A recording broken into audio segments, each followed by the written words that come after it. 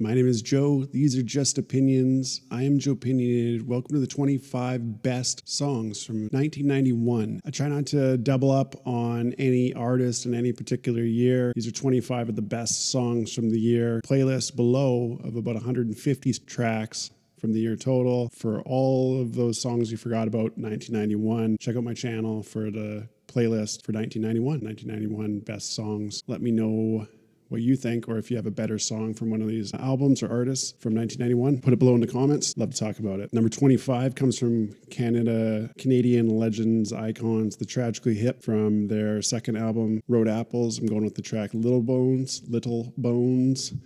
Baby, eat this chicken slow. It's full of all them little bones. $2.50 for a highball, $1.50 for a beer. Happy hour is here. Gord Downie, Rob Baker, Gord Sinclair, Johnny Faye, and Paul Langlois in the Tragically Hip. And great documentary on Amazon Prime about the hip. One of my favorite albums of all time, Road Apples, and so a lot of sentimental favorites. This is my first favorite on the album. Number 24, 25 best songs from 1991, comes from Ween. And it's from their second album, The Pod, The Stallion. The Stallion is one of Gene and Dean Ween's Sweets, a song where they have many sequels, 5 parts to The Stallion, part 1 and part 2 on some editions of The Pod available on this album. It just sounds incredible. This album was produced in their apartment called The Pod on a 4-track machine while Gene and Dean both had mono. I just can't believe they're making these sounds from the couch. If you like Ween, so do I, and there's a whole bunch of Ween episodes on this channel. Number 24, Hail Bugnash, Ween, The Stallion. Number 23 comes from John Prine. I'm going with Jesus, The Missing Years. One of the greatest lyricists in music history, one of the greatest folk artists in American history. A comeback album for John Prine in 1991, some of his strongest material. So Clever, song about hey, where was Jesus between the ages of 12 and 30? And well, John fills in the gaps with this clever track. It's respectful. It's a great song. Great melodies, great chorus. Number 23, we're going with John Prine's Jesus, The Missing Years. Number 22, Primus. My favorite track off of Sailing the Seas of Cheese from 1991 is Those Damn Blue-Collared Tweakers. Tristan from the Tristones, and his dad, too, was a drywaller. I knew a man who hung drywall. He hung it mighty quick. The Damn Blue Collar Tweakers, also a highlight of Woodstock 1994. I'm pretty sure that's the one they put on the CD. And Primus, early in the internet days, Primus Sucks was their website. The crowd always chanted Primus Sucks. And this is one of my favorite tracks, so definitely makes the list. Primus, Those Damn Blue Collar Tweakers, number 22. Number 21, greatest songs, 25 best from 1991. We're just going one song per album. Number 21, another album where you can pull a lot from. I'm going with the title track, Into the Great Wide Open, from Tom Petty and The Heartbreakers. This, to me, is Tom Petty's prime. I've said it in videos before. I love Tom Petty from the Wilburys until Highway Companion is kind of like the prime to me. Yeah, this one does not disappoint. Every song on the album is fantastic. Every song could be your favorite. And this is one of the song that does get a lot of radio play that just never grows old for me. Into the Great Wide Open. Number 20, we're going to another artist. So far, we've got how many artists are featured on the channel? Tragically Hip's featured on the channel. Ween's featured on the channel. John Prine's featured on the channel. There's no Primus episodes. Tom Petty on the channel. And at number 20, another group mentioned on the channel, REM, with their biggest hit, Losing My Religion, from 1991's Out of Time. This was my introduction to REM. Weird Al Yankovic doing Al TV, and he did a hilarious version on this video. I wasn't quite there understanding that level of music at this point. I was still pretty heavy into the GNR Metallica stuff. That was honestly kind of what got me to listen to the song a bit more. And I started to realize it was a great song in the background while Weird Al's making all these jokes. Number 19 comes from Lenny Kravitz, and I'm going with It Ain't Over Till It's Over. At this time, he was going out with that girl from The Cosby Show. Lenny Kravitz grew up in Hollywood. I think he went to the same high school as Slash. This album, Mama Said, was a real soulful throwback thing. At the time, it was really fresh and really done well. Lenny Kravitz going back to the 60s, 70s soul sound, funk, and rock. It Ain't Over Till It's Over, could have been a hit in, 1970. Number 18, going with a gangster rap track from the Geto Boys, Mind's Playing Tricks on Me. I'm not sure if Big Mike's on this one. I think it's Scarface, Willie D, Bishwick Bill. One of the bands that I've definitely listened to a lot more doing these is the Geto Boys. And huge respect to one of my favorite rap groups of all time. Mind's Playing Tricks on Me is one of their hits, or it's one of their bigger songs. Number 17, another big rap hit. I'm going with Naughty by Nature's OPP with Vin Rock and Tretch, DJ KG, an all-timer. Honestly, kind of this, when I think of huge rap songs that everybody knows and everybody loves, it's got to be top 10, right? OPP? It's such a great hook. It's such incredible. Tretch is such a in conversation for the Rushmore of rappers, and Vin Rock's great too. The other P that ain't so simple. Number 16 from Prince. The album is Diamond and Pearls. The song I'm picking is the biggest hit off the album, Cream. Cream right on top. I did a Prince deep dive this year. I thought for sure that this was going to land at my number one song of all time for Prince, and I don't think it made the top 10. It's still a great pop track, one of the greatest guitar players of all time, one of the greatest writers of all time, keyboards, singers, stage presence, guys of all time. Prince. Number 15 comes from Seattle grunge rockers Pearl Jam. Their opening number, Jeremy, or their big hit music video, especially Jeremy. You know who Pearl Jam is. You know the song Jeremy. This album 10 is one of the biggest rock albums ever. And this music video was kind of controversial at the time. It goes down as one of the greatest music videos of all time. It's Dark Subjects. The whole thing's a dark song. Where the bar is set, is it their best song on the album? I mean, I'm sure that by now you have many other favorites. Can't argue with this being one of the best songs on the album and one of the best songs of the year. Number 15, Jeremy. Number 14, giving it up to Ozzy Osbourne for a bit of a return in the song No More Tears in this album. Mike Inez, Zach Wilde, Randy Castillo, and Ozzy Osbourne, the Prince of fucking Darkness, Ozzy Osbourne. What a presence, what a guy. He's Ozzy freaking Osbourne, the legend.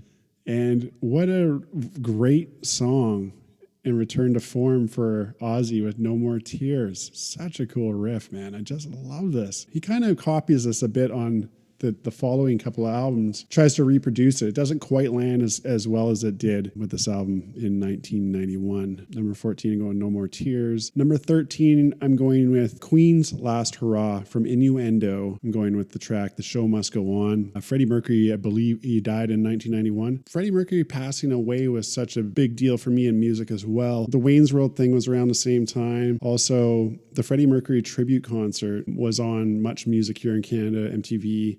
And it was an all-day event at Wembley Stadium. I taped and had a whole bunch of that on I think 2 cassettes, Metallica and Guns N' Roses.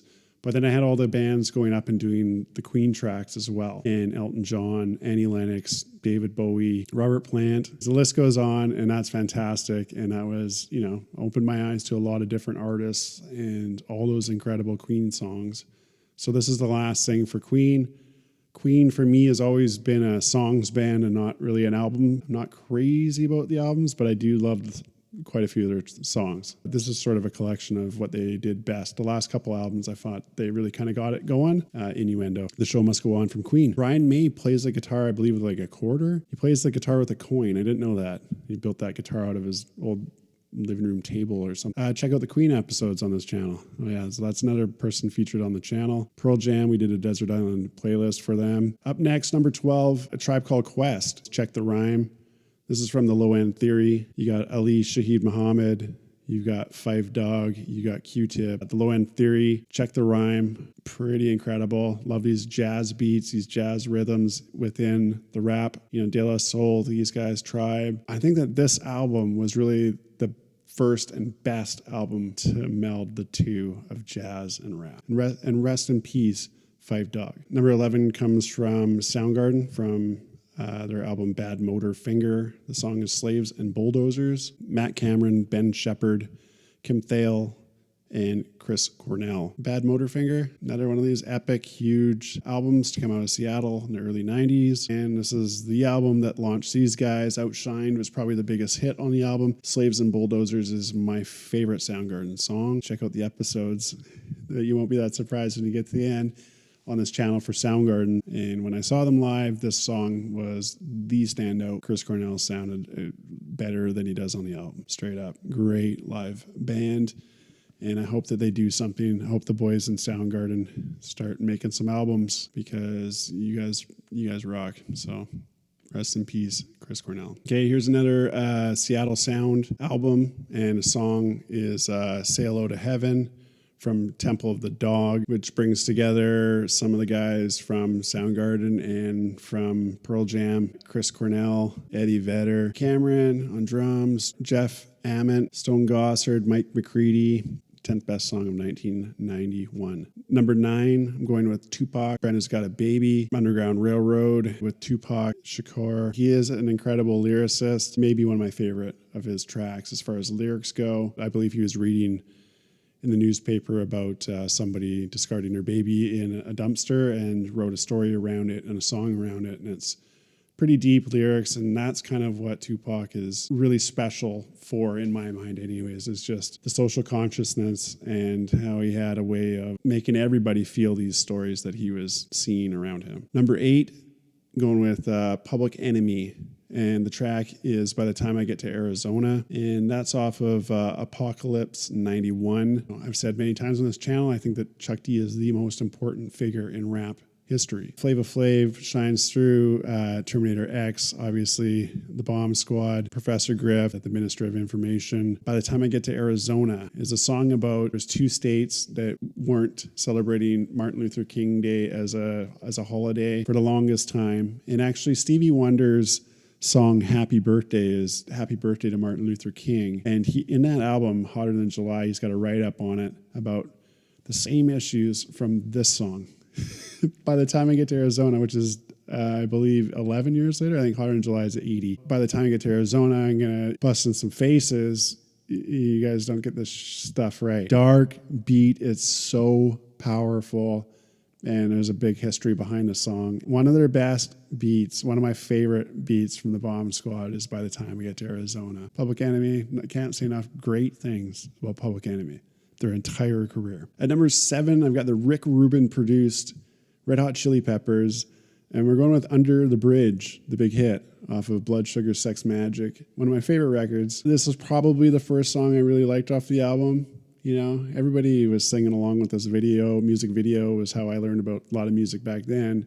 Everybody was singing along with this, you know, once it was out for a couple of weeks. Huge. Everybody's trying to figure out how to play the riff, just this song alone. But then you got the album where you could debate picking one of 10 other songs before you pick this one as the best song from the album. Other songs that I love more than this, I love the title track, Blood Sugar Sex Magik. That performance on Woodstock 94 as well was what really turned me onto that track.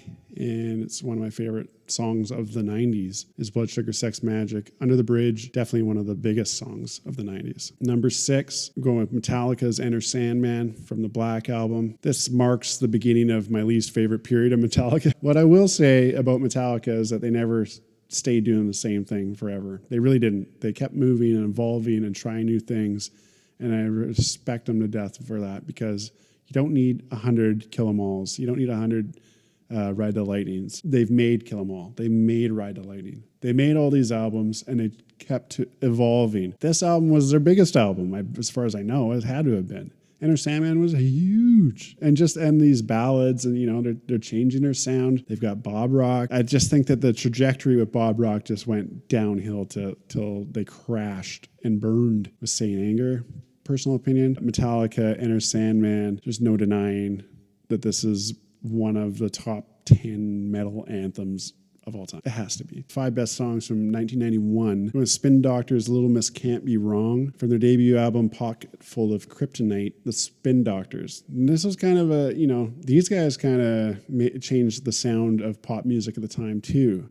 This was a huge album. This sort of spun into a lot of what 90s kind of pop rock was trying to be, especially early 90s. They didn't ever really do it again like they did on this album, which is unfortunate. They're a one album wonder. Number 4, got to give it up to Garth Brooks, going with Rodeo. I think it's his third album. Rope in the Wind. My brother came back from living in the prairies and he brought Garth Brooks home with him. Make it sound like an STD. It infected the household. And we were listening to No Fences and this album, Rope in the Wind. Rodeo, one of my favorite Garth Brooks tracks. In 1991, Garth Brooks was mega. He's big. He's like country MJ. Those concerts that he played on TV all the time where he had that style of country shirt was really in, where you had like the black top and the black bottom and like a streak of some autumn color. Anyways, Garth rocked him. I was all about it. I was having the fun too. I wasn't going to miss out on Garth Brooks. It doesn't get played as much around here anymore. I know when Garth kind of started touring again and came up to Alberta in Edmonton, I just thought that town was going to lose their mind. And they did. So good on them. Garth Brooks, number 4, Rodeo. Number 3, I got to pick a song from Guns N' Roses from 1991. This is the year they have Use Your Illusion 1 and 2. So they've got about 25 songs that I love because I was a huge Guns N' Roses fan as a kid especially. And I've had many times in my life where I'd get back into it in full swing. And I love the Illusions albums. I barely ever listen to Appetite for Distraction. I actually sold my copy of it because I didn't listen to it for so long. Lies is great, but Use Your Illusion albums, I'm going to pick the song Estranged. Is it my favorite song on both albums? It might be my favorite if you look over time. I would say that's possibly my favorite song on both albums. But Guns N' Roses famously released 2 albums on the same day back in 1991, Use Your Illusions 1 and 2, when they were the biggest band in the world. And that was a big deal. And I think they debuted at 1 and 2, the albums. It's in a series of songs with Don't Cry, November Rain, and Estranged. It's kind of like a suite. And once Izzy Stradlin was not in the band, they just ceased to write the way that they did beforehand. Obviously, they took away some of their key writing components. Izzy Stradlin's one of my favorite writers from the band. I'm pretty sure Estranged is Axl's baby. Guns N' Roses' Estranged, number 3, best song of 1991. Number 2, I'm going with Stevie Ray Vaughan's cover of Little Wing. I believe it's released on The Sky Is Crying in 1991, so I'll just go with that. Little Wing was the track that got me into Stevie Ray Vaughan, number 1. My buddy Tristan was big into Stevie Ray Vaughan. I believe I watched Austin City Limits at his house. I know I watched it many times after this, but there was a moment when I was at my relative's house on Salt Spring Island, and he had a massive stereo, and it had speakers in every room, and I put on the Stevie Ray Vaughan Sky Is Crying album, and when this song came on, it blew my mind. I kept listening to it and listening to it and listening to it. And I couldn't believe that I loved an instrumental because there's no lyrics on Stevie Ray Vaughan's version of Little Wing. But I do, and I did, and I always will. And it was a very important moment for me in my love of music was the Stevie Ray Vaughan's Little Wing, number 2. And number 1, I've got to pick a song off of Nirvana's Nevermind, which was, I'm sure, the biggest album of the year. And if it wasn't, it should be. I'm going with Come As You Are. I really like the slow tracks from Nirvana. Come As You Are is sort of one of them. Later on, All Apologies and like Heart-Shaped Box. I love those tracks. It's close to where I grew up on Vancouver Island. They're sort of in the neighborhood down in Washington State. I didn't grow up the world's biggest Nirvana fan. I wasn't. I was more on the other side. I liked Soundgarden and Alice in Chains. I respect the hell out of them, and I listen to them quite a bit to this day, and it clicked with me many years ago. There's nothing bigger than Nirvana in 1991, so let's not pretend there was. Thanks again for watching the 25 best songs from 1991. Like, comment, subscribe.